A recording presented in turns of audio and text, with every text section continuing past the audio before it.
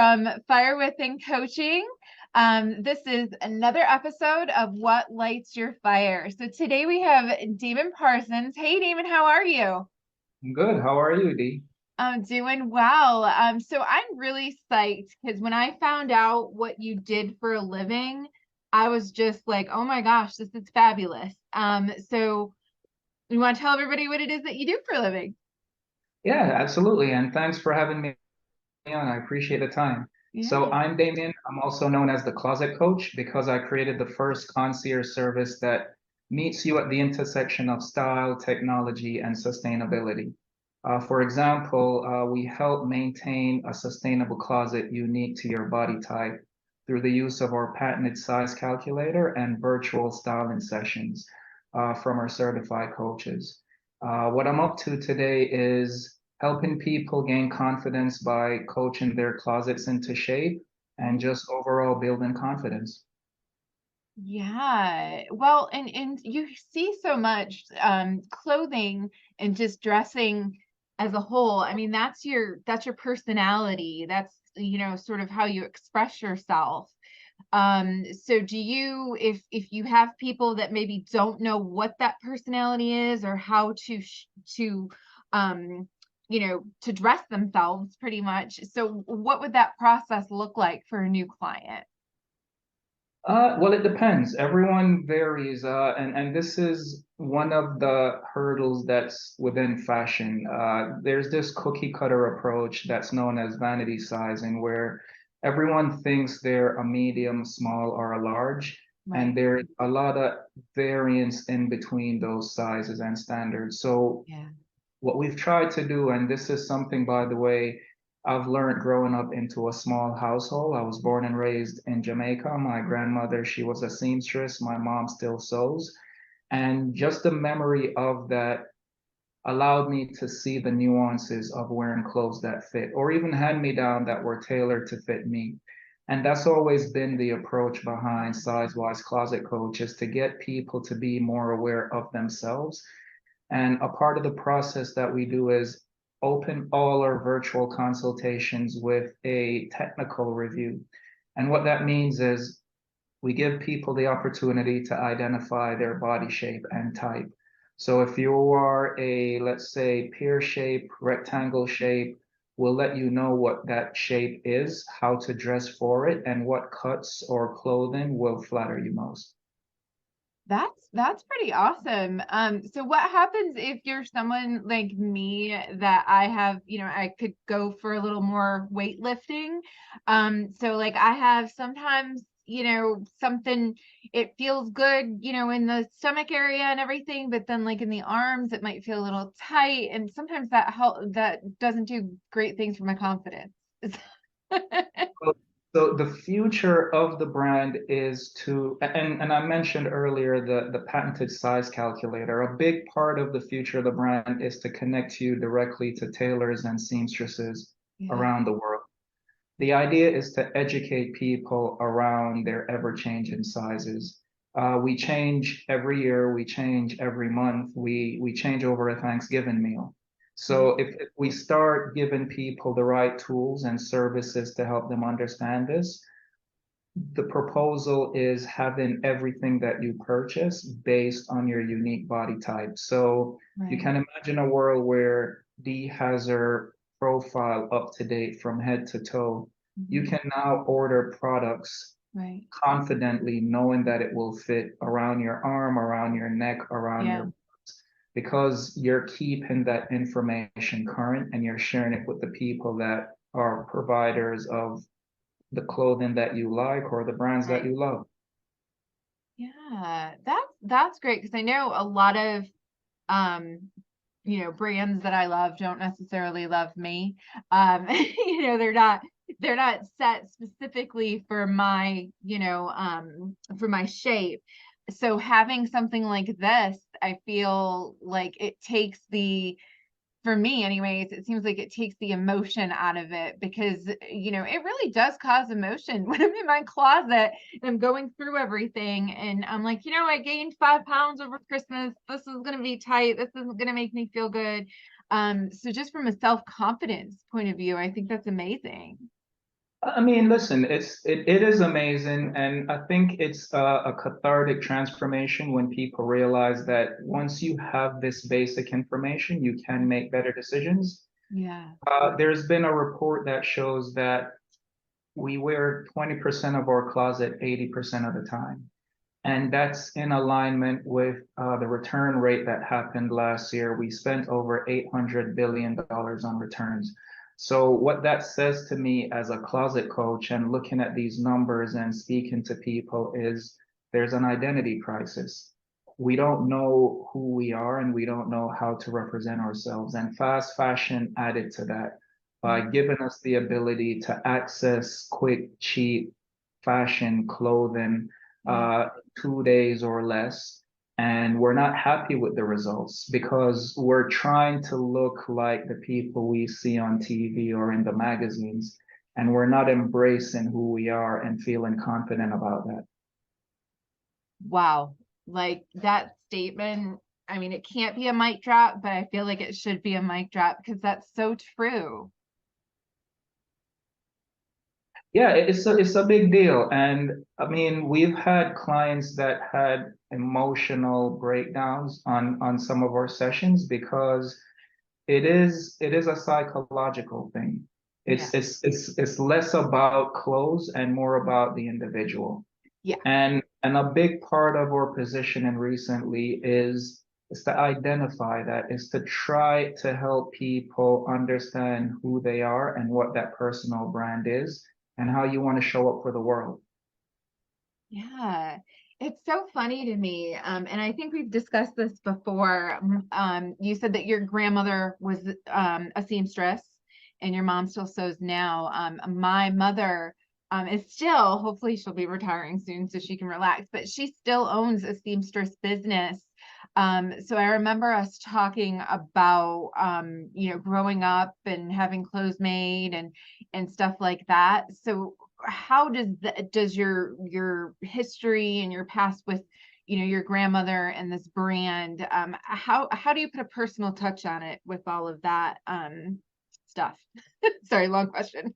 No, no, no. It's a good question, and it's one it's packed, right, with a lot of Love history and emotion and just individual backgrounds. And I think one of the things that I realized later was the fact that I had a household that was more creative in our approach to getting dressed. yeah, For example, we had like a scrap bin, and if your mom is a seamstress, I'm sure you're familiar with that. I am. Yeah, it's the bin where all the old rags and cloth and all the Mhm. things go. All the And things. whenever you needed something or mend a torn shirt or Mhm. pants, you go to the scrap bin. Yeah, So I think that ingenuity was always there for me. yeah, And my approach in how to get dressed and how I appeared for the world it's instilled, it's stitched into my DNA. Like one of the things I always remembered my grandmother saying was, always get dressed when you leave the house. And dress meant a certain thing, right? Like just be presentable. You'll yeah, never know what might happen. And yeah, I took those things for granted. So growing up and unfortunately she passed. She's in her eternal vacation. Uh, I realized that the thing that I had was gone, and now I had to find a solution. yeah, So the solution was it was a life hack. You know, I found myself dumpster diving for clothes at the mhm, mall like everyone else, trying to yeah, find a thing that fit me. And a part of that solution was taking notes of my own sizes in an app. yeah, It was like a note app. And then I started doing it for friends and family and my girlfriend and everyone that was around me.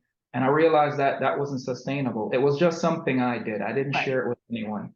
And right, it was convenient when it worked. And when it didn't, I know why it didn't work because people's right. they change taste, they change preference, they change size. Nieces and nephew grow. So the idea dawned on me, what if there was a platform where everyone could keep an inventory of their own sizes? Mm. And that was the birth of Sizewise Closet Coach. I mean, I feel like that's such a humble beginnings story, and it really shows um that you're here because it, like you said, it's stitched into your DNA. I mean, that's pretty powerful, I feel. I mean, and when I share the story, a lot of the times I try to get into the nitty gritty of like the tech and the patent and Yeah. how it works. No one cares about that. You know what they care about? The backstory, how it started, my grandmother, my mom, the influences that got me here. That's And good when I stuff. yeah, when I share that, it definitely resonates. Hmm. Uh, a lot of times people have grandmas or friends or aunts that were Yeah. seamstresses. So there's an instant connection there. And I was recently in a Twitter space and I'm sharing the story about how it got founded and someone in the audience shared their experience and they went deep into the whole like closet coach and how it related to her growing up. Hmm. And she said something that didn't really resonate with me until she actually said it, but she said that the idea of having a sustainable closet was a low income invention. Like people that couldn't afford buying clothes created the whole capsule closet idea. And I was like, you're absolutely right, because I never thought Yeah. of it that way. Me So either. yeah, it's just one of those ideas again that just got adopted. It got a cool name, Yeah. capsule closet. Yeah. Yeah. And Yeah. yeah, it just got reinvented into this thing that we thought was outside of our reach, but I've been doing it all my life. Wow. See, and even that like kind of gave me some chills because, with my mom, and she's um I remember her making my clothes when I was younger. And I was kind of embarrassed at that time, like, oh, but now I look at it and I'm like, well, crap. I mean, I would have been styling and profiling if I did if I dressed like that now, because it's kind of like that old feeling of clothes, and just, putting on, the scraps, putting on things that you're kind of making together. I feel like it has a different, it just feels good. Oh, absolutely. I mean, the reference that I always use is when you wear clothes that fit well, it makes you feel like a superhero. Like there's something about your confidence level that goes up. And when you show up to a job interview, when you show up for that date, when you show up for any event, you're gonna feel that confidence as Yeah. opposed to showing up in something that is too baggy or too loose or you know it wasn't made for you. You're Hmm. not present at that event. You're just Right. wondering if everyone else is seeing the wardrobe mistake that you made. Exactly. Even though, but they probably don't even care for the most They don't. part, just depending on who it is. It's you. Yeah, you're the one that needs to figure out, what makes you feel comfortable and what doesn't. I know, like, my husband and I, we have this ongoing debate about what matches with what. And so him and I have different, you know, looks. So him, two different colors that I wouldn't put together look good on him. He's comfortable with it. And then colors that I would put together, he might not put together. But again, that's my personality, not his. So it's unique when you look at it from that perspective. It's pretty cool. And yeah, I mean, this is exactly what we're offering, right? It's embracing that uniqueness. Yeah. And what I've witnessed even before, like labeling myself the closet coach, there is an allergic reaction to being unique, right? Unique means a lot of things to a lot of different people. Does. Unique means I'm an outcast. Unique means I'm a black sheep. Unique means I don't fit in. And to own that uniqueness and show up in any one of those groups is a challenge that most of us face on a daily basis. So finding either the group or a professional or a coach that can help you identify with who you are and show up confidently into any of these situations, I Right. think is the missing ingredient to the vertical that we call the fashion industry. Yeah, and when you talk about like bringing like maybe the corporate world into it too, because I was like, well, and when you were talking, I was like, well, I used to like I love to dress up and stuff like that, but I also don't always have to. But when I do, I'm always thinking, well, is this work appropriate? Is someone going to say something? Because my stuff doesn't always fit me the way that it should. So, I mean, just taking that anxiety out of it is, oh, well, is this person looking at me? What's this person doing? And just thinking, wow, it's really just coming from me and sort of how I feel in what I'm wearing and how I'm representing myself. I mean, listen, it goes beyond clothing. And if we're going to talk about corporate America, Yep. if I was supposed to use myself as an example, regardless of the clothes, look at my hair, look at my skin color, listen Yeah. to the way I speak. Like these things, they show up for us as well. Yeah. And a lot of people, they try to shed that.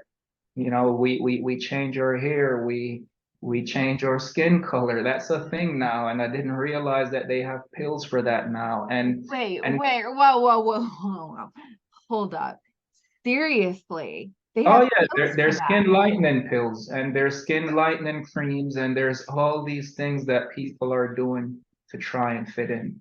And the harm is, and what I'm seeing is it doesn't matter how much of these cosmetics we use or try to apply to ourselves, the group that you're trying to fit into still won't accept you. You have to And I think accept yourself first. you have to accept self first. And if you're not going to walk into any organization or room or corporate structure that accepts you for who you are, it doesn't matter how much they're paying you. You're in the wrong place.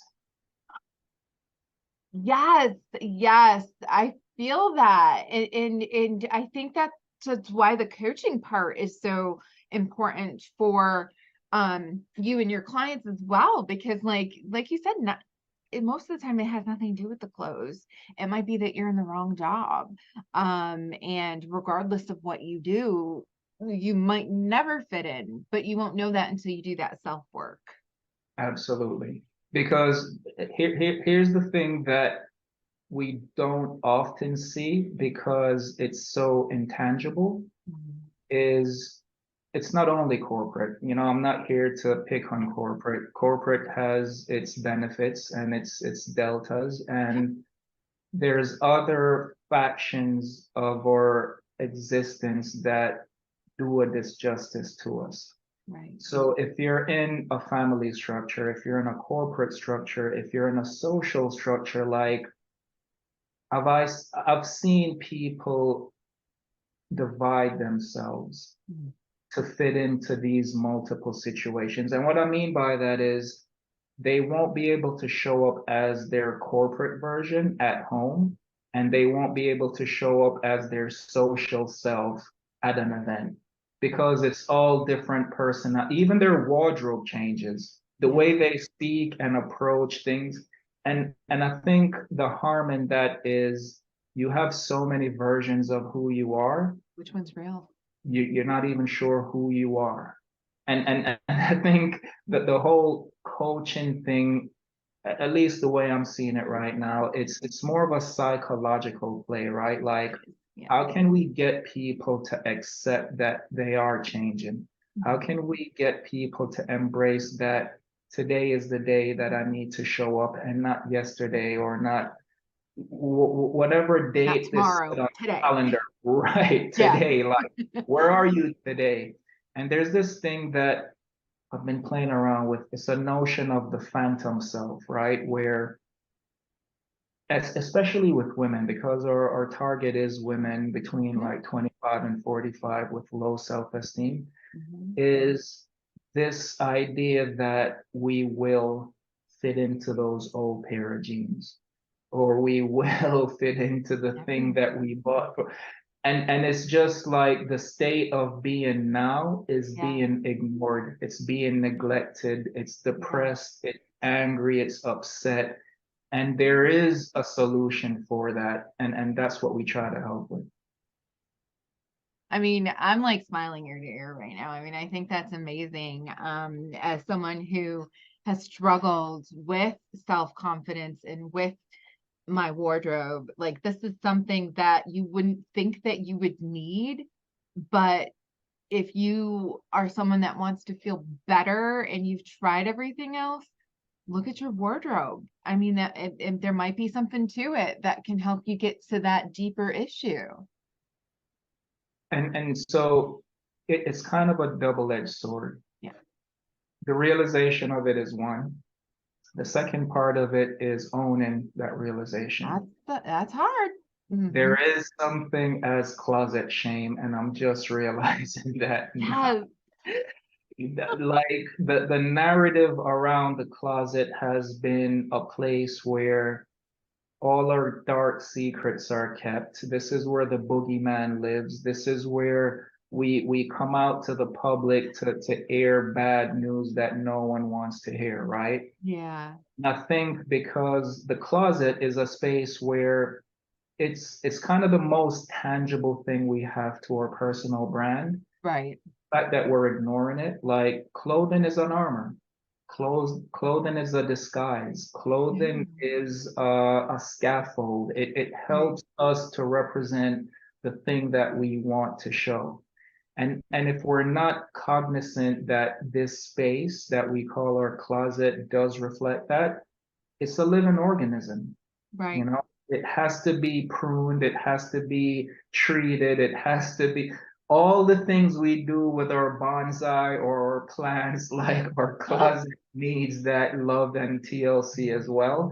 And I Yeah, think that's kind of the disconnect that I'm seeing and trying to get people on board with this new idea that we should look close at our closet, right? Like we're in 2023 and everyone's I mean, I can say this in general terms. Most people are stepping out of their closets. We're hmm, encouraging you to look into it again. Like, yeah. let's look at what you've left behind and let's sort this out because a big part of it is cluttered space, cluttered mind.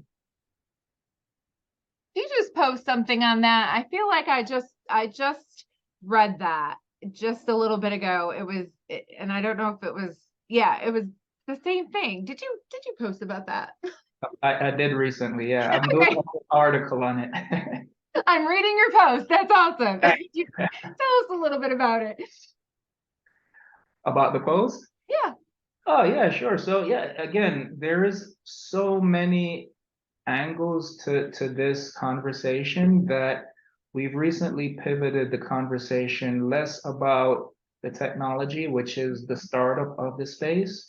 And a big part of it too was the notion of this great startup, I have a patented tech, and this is what's gonna, it wasn't getting any traction. Like that wasn't the thing that was hitting home. No one cares. And what I've always tried to do is connect with people and find a way for it to be a business to consumer or business to client company yeah, of and, course. and finding the language and the things to make it attractive was the challenging part for me. And so the pivot to Closet Coach evolved into helping people build and maintain a sustainable closet.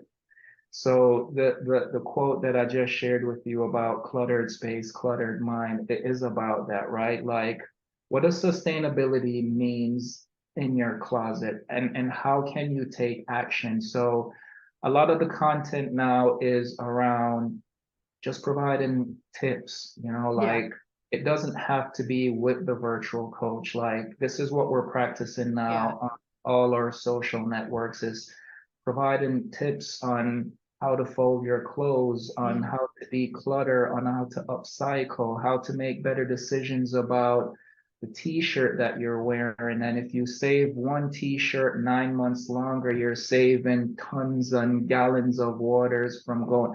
So I think this approach now of educating over email, over social is a big part of the yeah, narrative.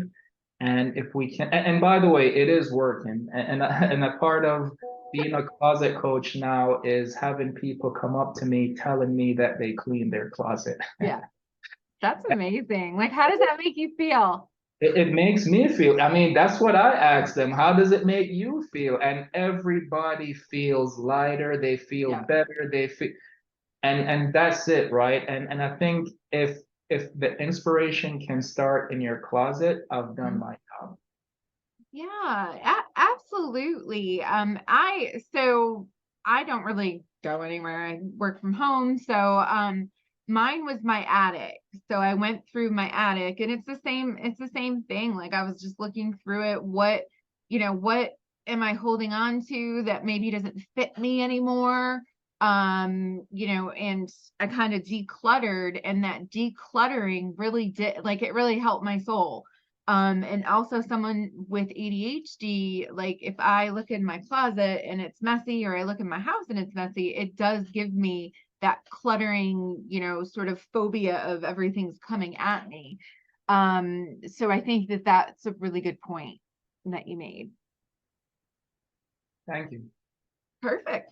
So is there anything else that you want to share about, what maybe your story a little more, or, any special deals for, the papes, or what is there, what else would you like to discuss?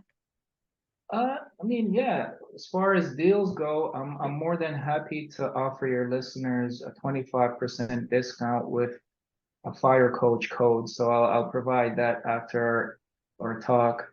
Yeah. Uh, One interesting thing that's been happening too is the groups that have been approaching me on collaborations.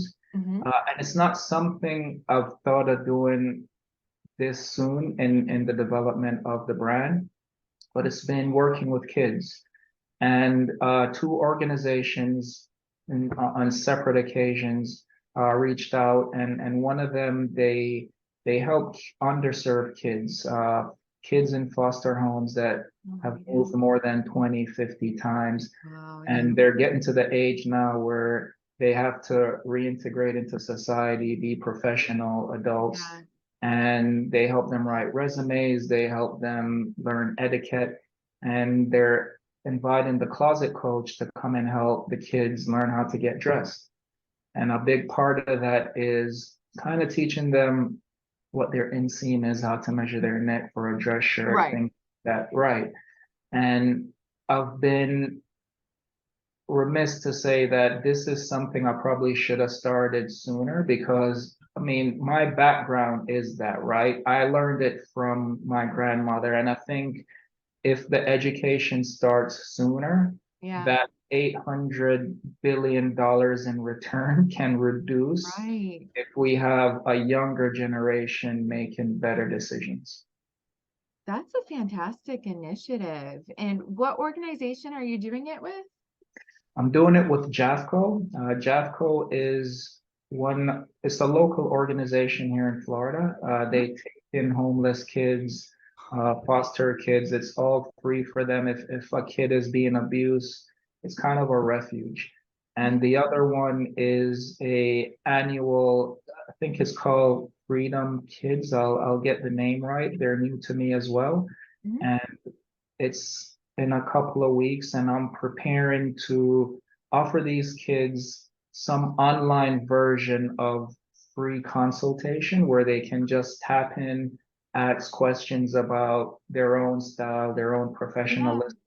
And because Sizewise was always meant to be this digital concierge service, they could use it at any time. And what we do is we're using a little bit of machine learning AI to help make decisions and help them make better decisions. We'll just give them an output on how to get dressed. What is your inseam? Tutorials on measuring yourselves. Right. And a big part of this too is trying to find brands that would encourage these kids to participate by sponsoring them to get a virtual consultation with one of our certified coaches. Oh, and that's like, that could also be pretty life-changing for someone in that position. So I love this. I love it because that's what we call giving back, right? You're working with kids to, because not to quote Whitney Houston, but the children are our future, right? So we got to make sure that they're prepared.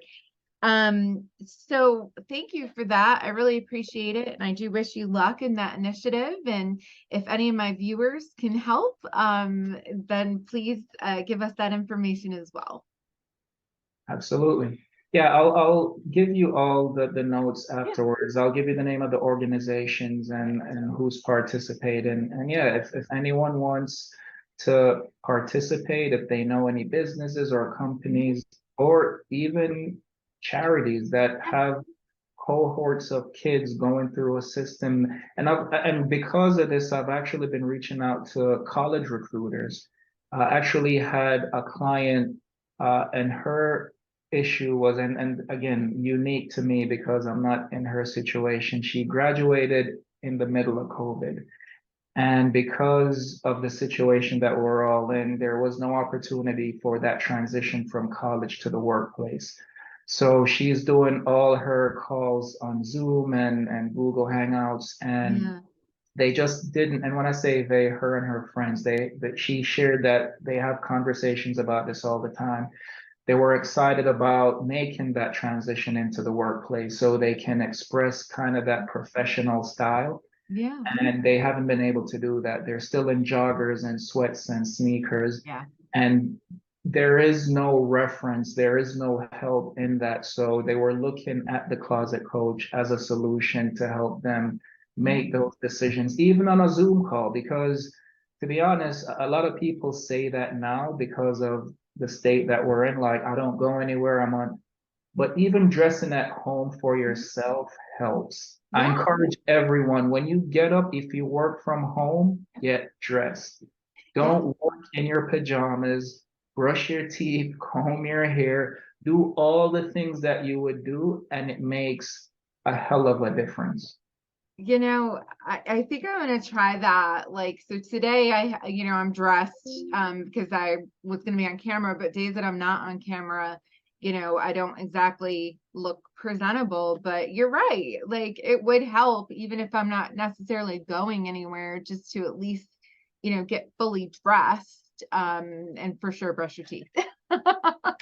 So here's what so I share this analogy with my niece and nephew and Yeah. friends, of course, but we've been conditioned to only take action when there's money involved. Right.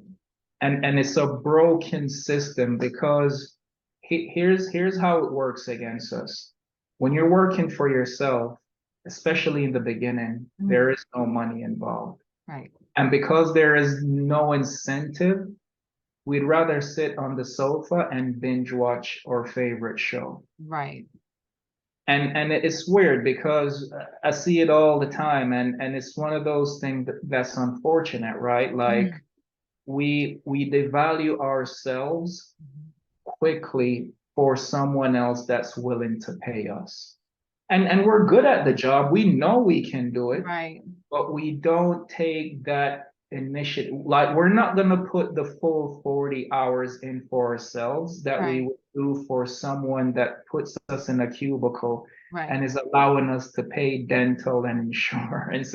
Like, if that's not the bar, we're not going to engage. And Right. it's a definite misfortune. So Yeah. yeah, I encourage everyone, man, like, look into yourself. Like, get up in the mornings, Mhm. get dressed for yourself, and you will feel it. It's a compound interest. Like, it Yeah. pays you later. And the more you get to do it, you're gonna find that you're gonna be more productive.